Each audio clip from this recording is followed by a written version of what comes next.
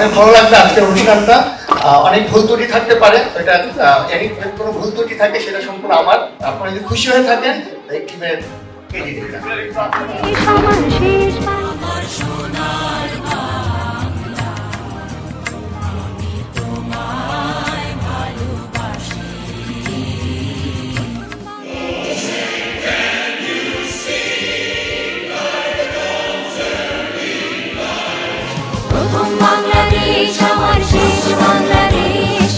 বিজয় মানে বাবার শাসন, উজ্জ্বল ভবিষ্যৎ।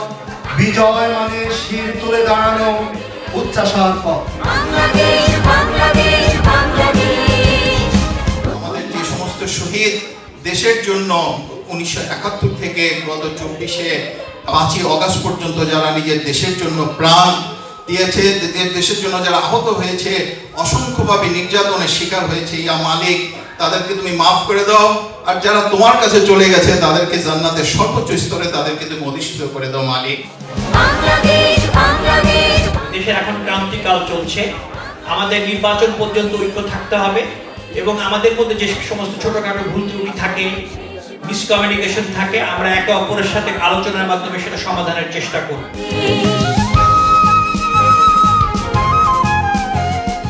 এই অনুষ্ঠানের প্রধান অতিথি আমাদের গার্ডিয়ান বহির্বিশ্ব বিএনপির অভিভাবক জনাব আনোয়ার হোসেন খোকন।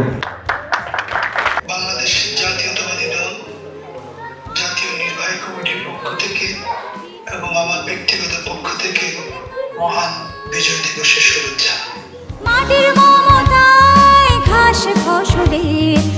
বিগত 15 বছর আমাদেরকে কোনো কথা বলতে দেওয়া হয় নাই, প্রাণ ভরে কোনো কিছু লিখতে পারি না। Bangladesh is a very strong country. Our country was founded by the blood of our ancestors in a 9-month effort, and we must be part of this.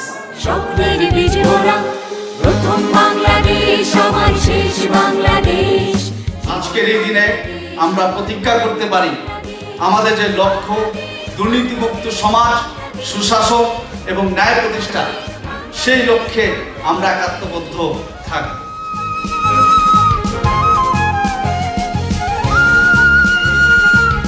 আসলে বিজয়ের সেই সুবাতাস ক্ষণে ক্ষণে বইলেও সত্যিকারের বিজয় আমরা এখনো অর্জন করতে পারিনি।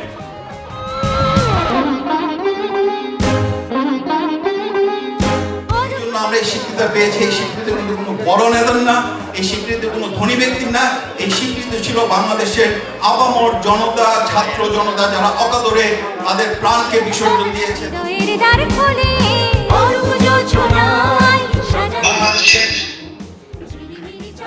স্বাধীনতার ঘোষণা দিয়ে শহীদ প্রেসিডেন্ট জিয়াউর রহমান ক্ষান্ত হননি, তিনি রণাঙ্গনে যুদ্ধ করেছেন এবং তার ঘোষণার মধ্যে দিয়ে বাংলাদেশের স্বাধীনতা যুদ্ধ শুরু হয় এবং 1971 সালে 16 ডিসেম্বর বাংলাদেশ স্বাধীন হয় এবং আমরা বাংলাদেশ নামে একটি রাষ্ট্র পৃথিবীর মানচিত্রে স্থান পায়।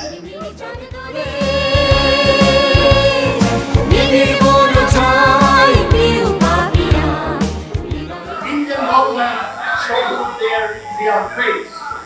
We rest them, we rest all under protection of the